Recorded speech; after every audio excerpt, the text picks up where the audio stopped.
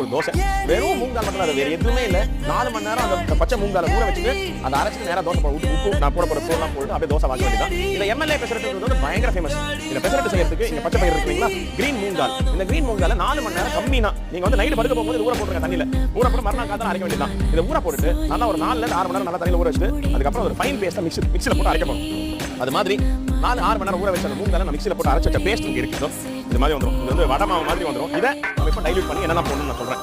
இந்த மாவுல முதல்ல நம்ம இந்த மாவுக்கு தேவையான உப்பு, அந்த மாவுலயே 1/2 டீஸ்பூன் பெருங்காயத்தூள், 1 டீஸ்பூன் சீரகம், இங்க வெட்டின பச்சை மிளகாய் வச்சிருக்கேன் 2 டீஸ்பூன், அதாவது 2 பச்சை மிளகாய் சின்ன சின்னதா நறுக்கி வச்ச மாதிரி வச்சுங்களேன். அந்த பச்சை மிளகாய் அது கூட இங்க ஃபைனா நறுக்கி வச்சிருக்கேன் இஞ்சி வச்சிருக்கேன். இந்த இஞ்சி 1 ஸ்பூன். இது எல்லாத்தையும் போட்டு இவனை ஒன்று சேர மிக்ஸ் பண்ணுங்க. மிக்ஸ் பண்ணும்போது இவனை